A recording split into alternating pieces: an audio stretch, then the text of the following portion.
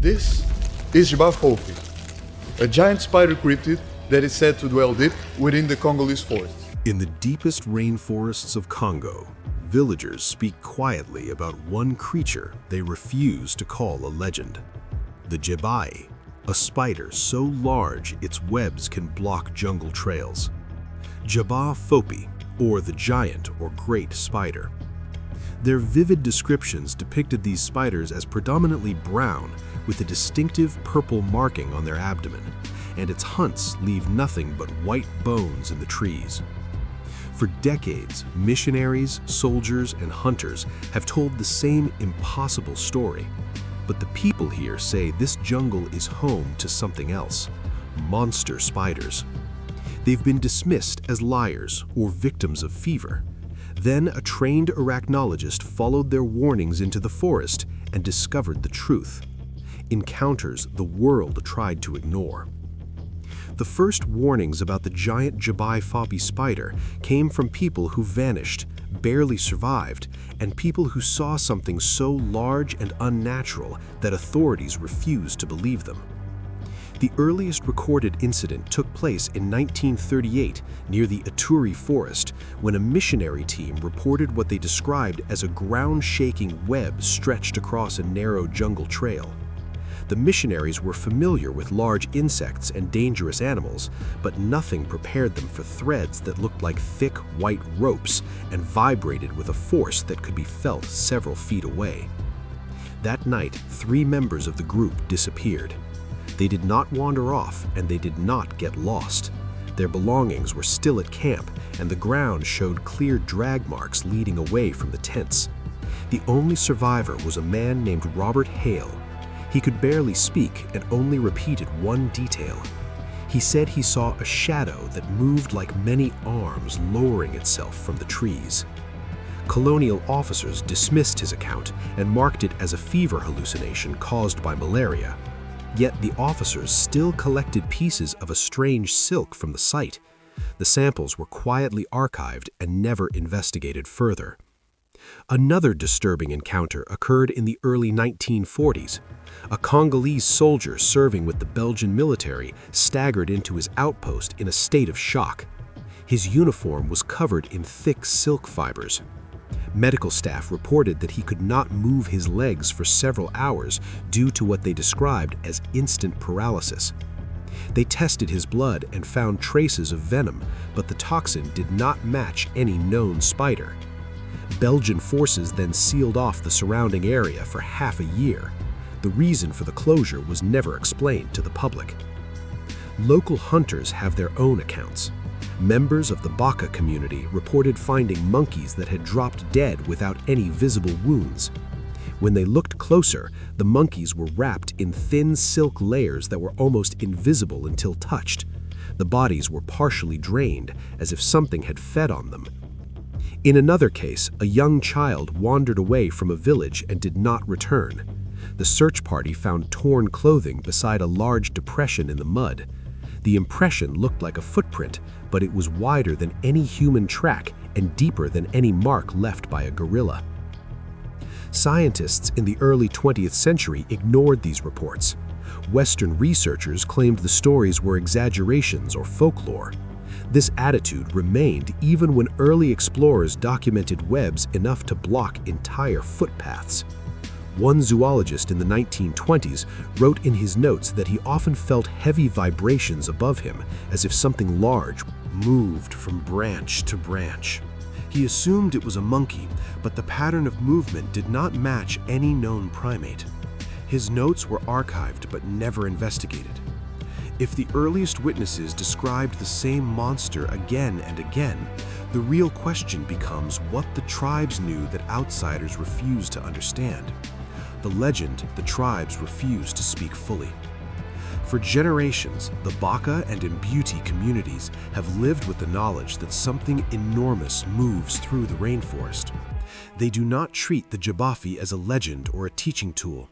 They treat it as a real animal with rules, patterns, and reactions that must be respected. When outsiders first hear the name, they assume it is the only word the tribes use. Elders quickly explained that J'Ba Fofi is a softened version meant for travelers.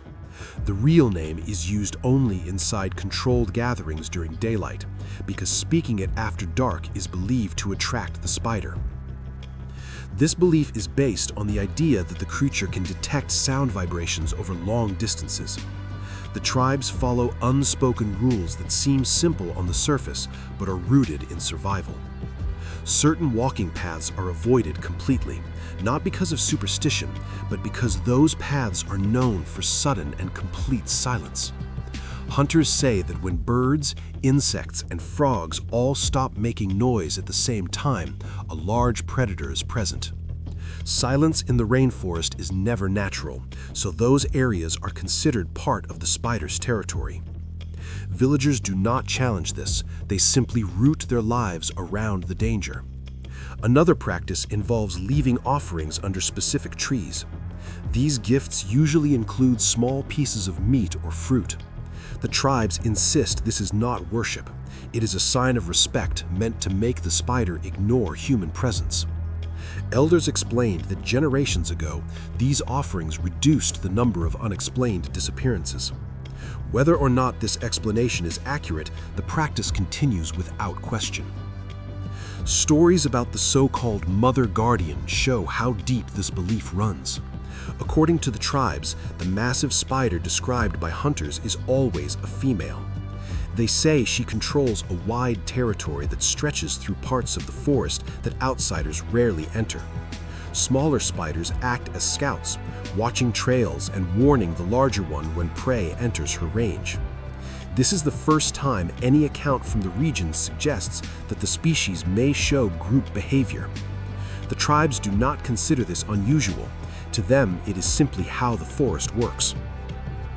There is one story that even the elders hesitate to speak about because they believe it proves exactly what the J'Ba Fofi is capable of. They call it the Night of the White Bones.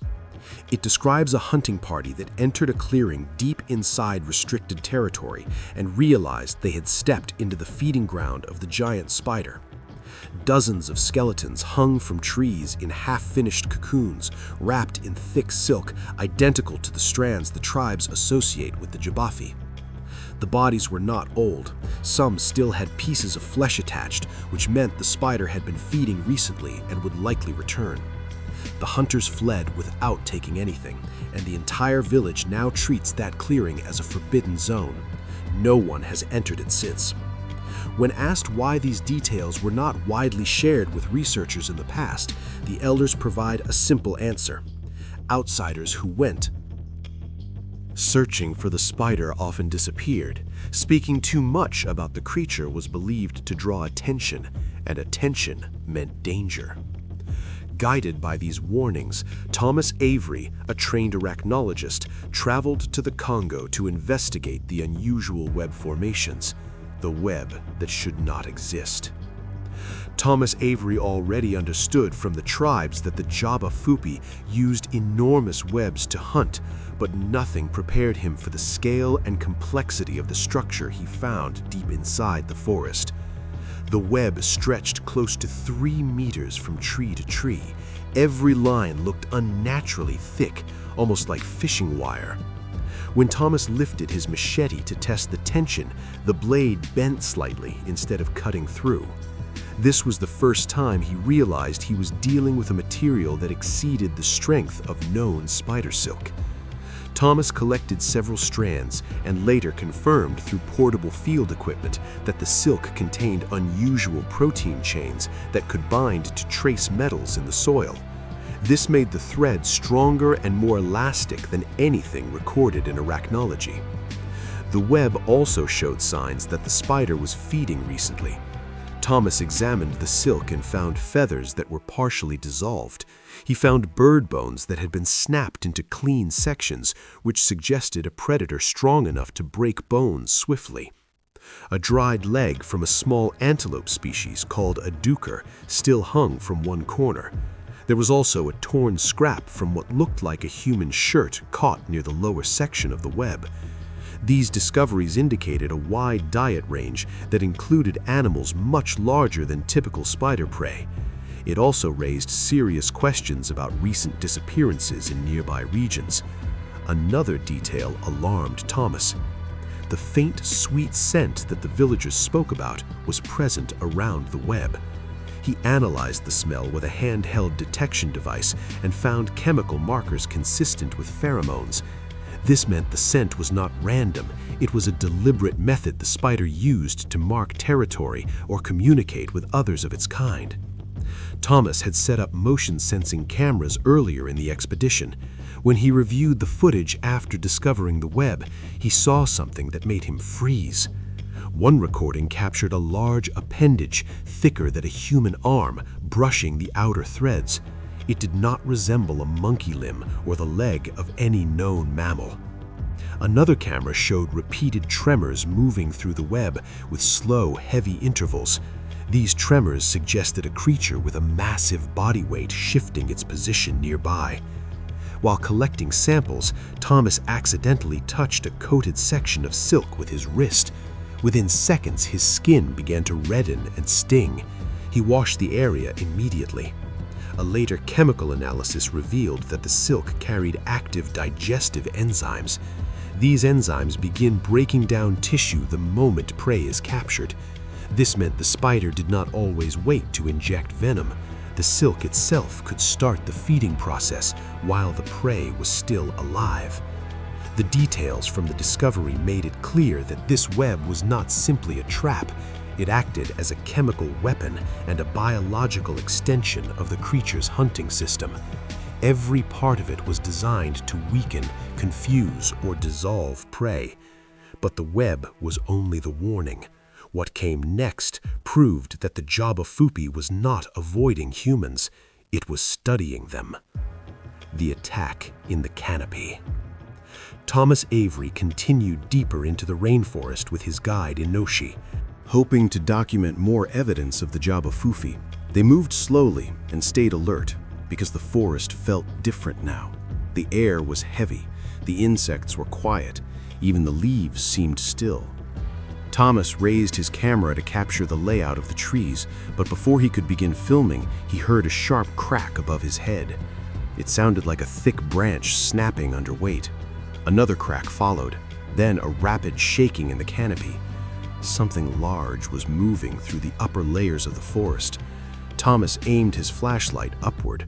The beam only reached the lower branches, but the movement continued higher. Suddenly, a massive shadow dropped through the leaves. The force of its descent shook nearby trees and knocked loose debris across a wide circle. Leaves rained down in clumps. Thomas stumbled back as the shape landed on a branch thick enough to support a person. The creature stood still at first. When the leaves finally settled, he saw it clearly.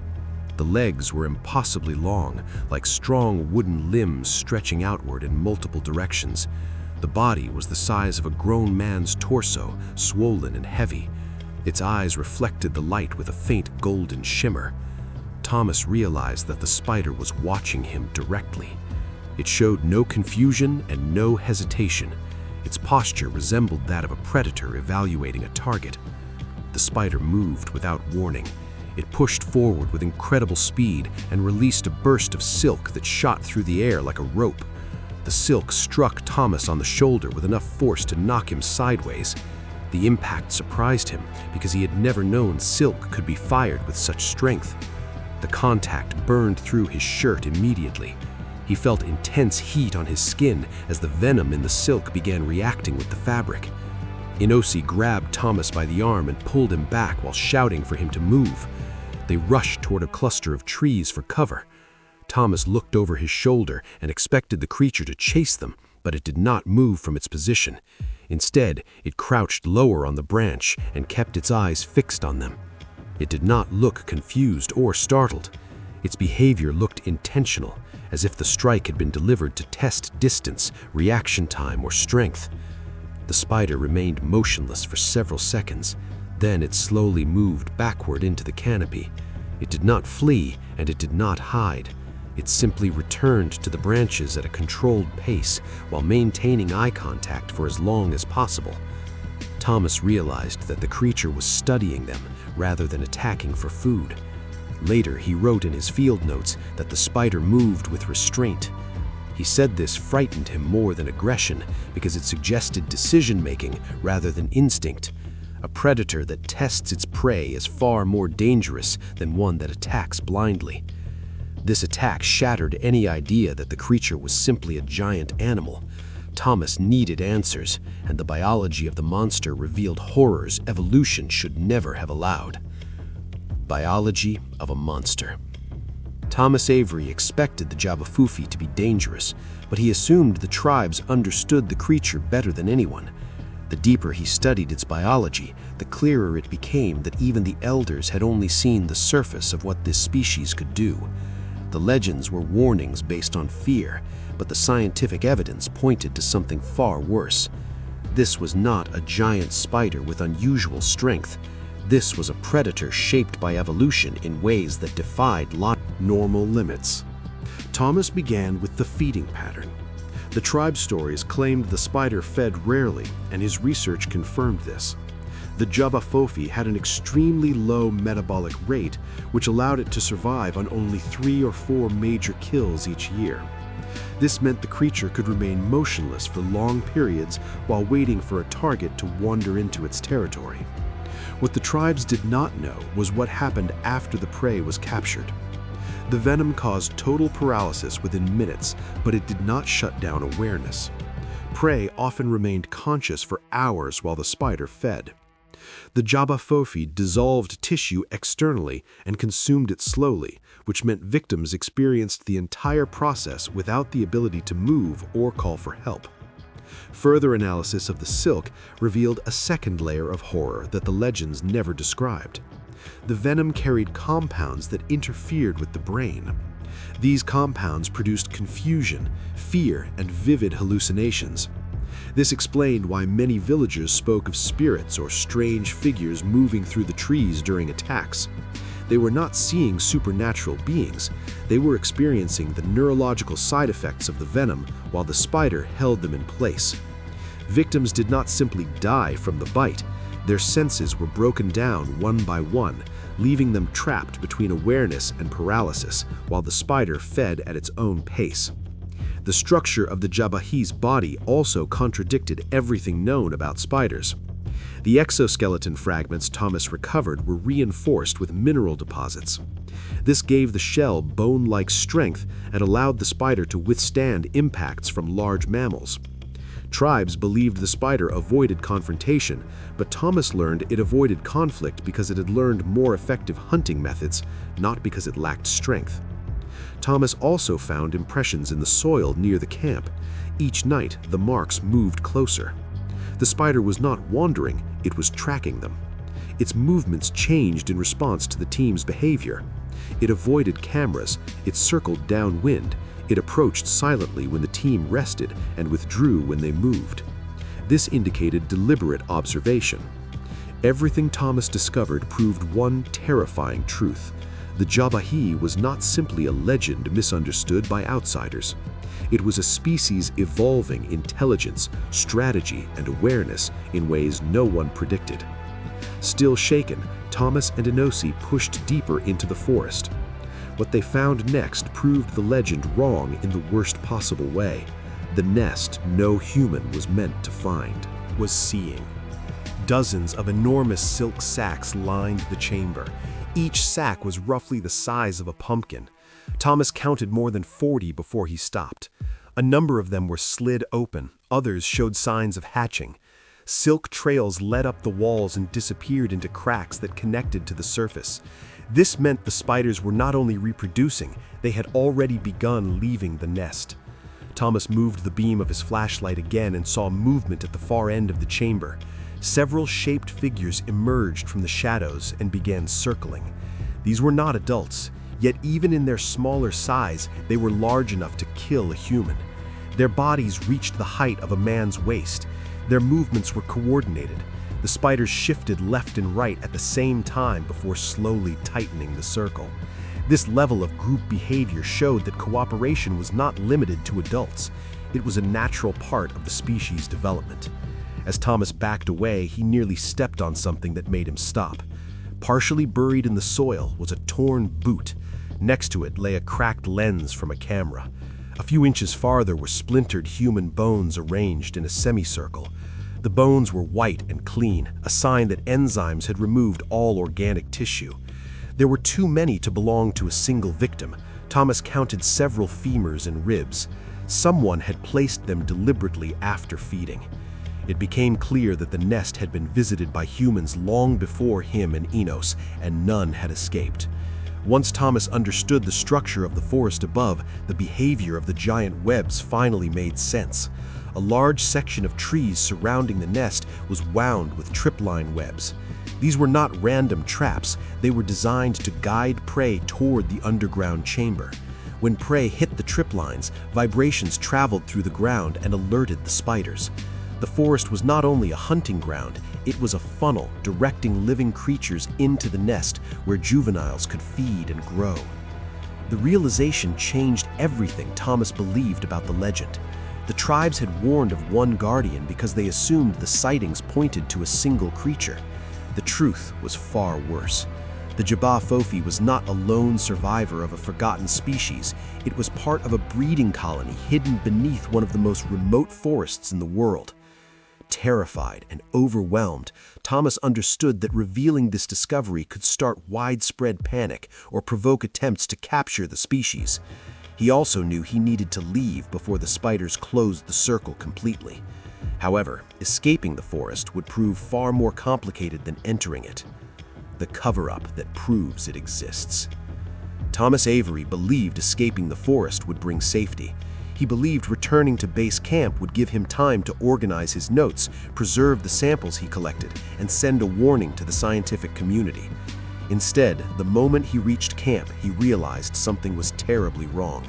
Several storage containers were open, his notebooks were scattered, the memory cards from his primary camera were missing, even the hard case he used for backup storage had been emptied. No signs of forced entry were visible. Someone had gone through everything quietly and with purpose. Thomas activated his satellite communicator to call for evacuation, but the device would not power on. Hours earlier, it had been fully charged. He checked the battery, the wiring, and every setting, yet nothing responded. It was as if the device had been remotely disabled. His chemical samples were also disturbed. The vials containing silk residue had been removed from their foam slots. Whoever tampered with his equipment knew exactly what they were looking for. Before Thomas could attempt to leave on foot, several Congolese officials arrived at the camp. They offered no explanation for their presence and asked no questions about his work. They insisted he accompany them immediately. When he asked if he was under investigation, they refused to respond. They escorted him out of the region and seized the remainder of his research under the claim of environmental protection. He was not given any documentation or return date for his materials. Once the officials placed him on transport out of the rainforest, communication stopped completely. Thomas tried to contact Inoshi for answers, but the guide refused every request for conversation. Thomas suspected Inoshi had been warned to stay off. Rumors soon circulated that fragments of Thomas's research had slipped into private channels. A single surviving image was mentioned repeatedly. It was not in high detail. It did not show the full creature. It showed a large shadow positioned behind Thomas during one of his field recordings. Witnesses claim it clearly showed 3 shapes, not one. The frame was quickly removed from circulation. No one would confirm where it came from or who suppressed it. Authorities continued to deny the existence of the J'Ba. They claim it is nothing more than folklore and misinterpretation. At the same time, new arguments have begun surfacing. Some people insist that Thomas Avery never existed at all. They claim his name was invented by believers who want to convince the world that the spider is real. Others argue the opposite. They believe Thomas was real and that the government created these doubts to confuse the public and bury his findings. No one agrees on which side is telling the truth. Meanwhile, the forest keeps producing massive webs. the heat signatures keep spreading. People continue to disappear in regions where the tribe's warnings remain unchanged. No one can say which parts of Thomas's research were real and which parts were removed. Make sure to click the cards on the screen now for more incredible videos. Thanks for watching. See you in the next one.